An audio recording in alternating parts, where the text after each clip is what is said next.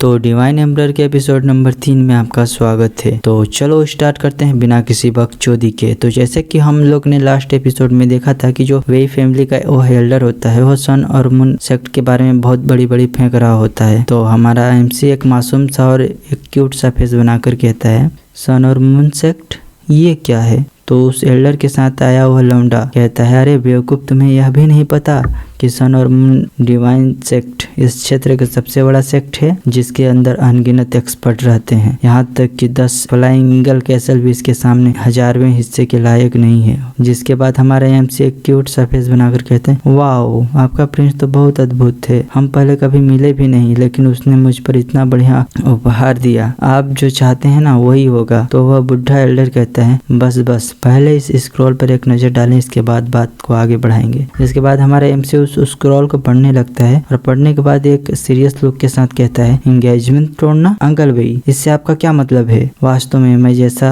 अपेक्षा किया था, इस दुनिया में सबसे पतली भावना अगर कुछ चीज है तो मानव हृदय का है। एक बार जब लू टोंग टियांग मेरे पिता की मृत्यु हो गई तो इसका पूर्व दोस्त इस रिश्ते से ही छुटकारा पाना चाहता है। वाह, आपकी दोस्ती समझ में आ गया। तो उस बुढ़े के साथ जो वह लड़का आया होता है वो एक फनी सा और एक अजीब सा फेस बनाकर कहता है, इस बात की परवाह न करें कि यह किसका विचार है, बस इस पर हस्ताक्षर कर दें बस। हमारा यंग मास्टर बहुत पावरफुल है, मुझे और साथ में रिच भी, इसके साथ प्रतिभाशाली भी है। मिस उस्वांग को हमारे यंग मास्टर से ज्यादा अच्छा लड़का नहीं मिलेगा। इसमें आपको कोई आपत्ति क्यों है? मिस उस्वांग स्वाभाविक रूप से किसी बेहतर व्यक्ति को ही न चुनेगी। जिसको सुन के हमारा एमसी कुछ सोचता है और कहता है, वास्तव में बेहतर भविष्य के लिए मेरे जैसे हारे और निराशा व्यक्ति को चुनने से अच्छा एक अमीर और शक्तिशाली यंग मास्टर से शादी करना बेहतर होगा। बहुत बुरा है कि वह नहीं जानती कि साथ रहने का क्या मतलब होता है। इतना सोचते देख उस लड़के को थोड़ा गुस्सा आ जाता है और हमारे एमसी को धक्का मारते हुए कहता है, आप बहरे हो गए हैं क्या? या आपको अपनी औकात के बारे में नहीं पता? क्या आप योग्य हैं उस वांग के? आप जल्दी से हस्ताक्षर करें, दूसरों को विलंब न करें। धक्का देने से हमारे एमसी काफी गुस्सा हो जाता है, जिससे जोर द्वारा और रिलीज करता है, जिसको देख के वह लड़का बुरी तरह से डर जाता है और हकलाते हुए कहता है, क्या? फिर हमारे एमसी खुद को शांत करके चेहरे पर एक स्माइल लाके कहता है, आप लोग सही कह रहे हैं, वह और मैं वास्तव में एक जैसे नहीं है। इतना कहकर वह अपने दांतों से अपनी अंगुली को काटता है और उस स्क्रॉल पर साइन करते हुए कहता है, आज से हम लोग अजनबी हैं। फिर सीन शिफ्ट करके हमारे एमसी के रूम का सीन दिखाया जाता है, जहाँ हमारे एमसी बहुत सारे हर्ब्स को लेके बैठा होता है और उसने अपने लिए पिल बनाने के लिए सोच रहा होता है। देन कहता है, ग्रेट इवान डान पिल दूसरों के लिए तो एक पॉइजन का काम करता है, लेकिन मेरे लिए यह दूसरों से अलग है। यह मेरे लिए मेडिसिन का काम करता है। मुझे चिंता है कि मैं अपनी कल्टीवेशन में फास्ट तरीके से ग्रोथ नहीं कर पाऊंगा। और एक्साइटेड होकर कुछ सोचते हुए कहता है, मुझे सन और मून से थोड़ा इंटरेस्टिंग लगता है। अगर मैं वहां जा सका तो इससे मेरी कल्टीवेशन में थोड़ा कुछ ग्रोथ देखने को मिल सकता है। फिर बटलर ली को दिखाया जाता है, जो बहुत सारी जड़ी बूटियों को लाते हुए कहता है, यंग मास्टर ये वे जड़ी बूटियां हैं जिन्हें आपने मुझे खरीदने के लिए कहा था। तो हमारे एमसी कहता है, धन्यवाद अंकल ली। फिर बटलर ली कहते हैं, यंग मास्टर आपने सचमुच इसका पता लगा लिया? और रोते हुए कहते हैं, उन कमीनों के लिए मास्टर ने रेड रिफाइनिंग सिटी के लिए अपना खून बहाया और अपनी जान दे दी, लेकिन उन्हें कोई भी परवाह नहीं है। उनका बुद्धि भ्रष्ट हो गया है। फिर हमारा एमसी बात को संभालने के लिए जोर जोर से हंसते हुए कहता है, ठीक है, यह क्या भाई अंकल,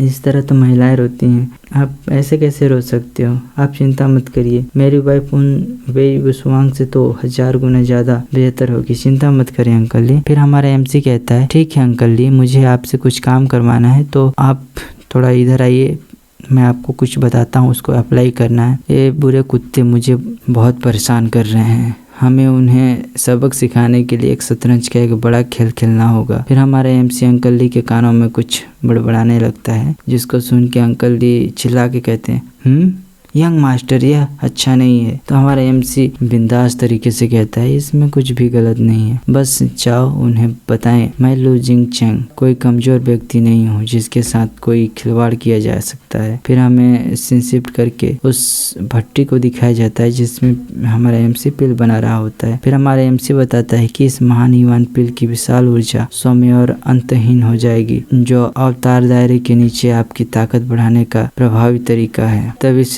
शिफ्ट करके किसी के हाथों को दिखाया जाता है जो टेबल में जोर से मारते हुए और पुश करते हुए कहता है क्या क्या कहा आपने। फिर हमें उस चोमू को दिखाया जाता है जो एक्साइटेड होते हुए कहता है क्या लू जिंगचन मर रहा है, वह मरने वाला है, क्या यह सच है। तो सामने एक नौकर होता है, वह बताता है माय लॉर्ड यह सच है कि उसने अपनी कल्टीवेशन में बहुत ज़्यादा काम किया और फोर्सफुली अपना कल्टीवेशन को तो बढ़ा लिया, लेकिन अब वो बर्बाद हो गया है। लो परिवार के सभी गुलाम जीवन रक्षक दवा की तलाश में इधर उधर भटक रहे हैं। इस मामले में मैंने लू जिंगचन की जांच करने के लिए बहुत सारे लोगों को उसके घर भेजा है। फिर वह चोमू जोर जोर से हंसने लगता है ग्रेट, बहुत बढ़िया। एक बार जब लू जिंगचन मर जाएगा तो उसकी सारी संपत्ति, उसका परिवार, उसकी सीक्रेट टेक्निक सब मेरी हो जाएगी।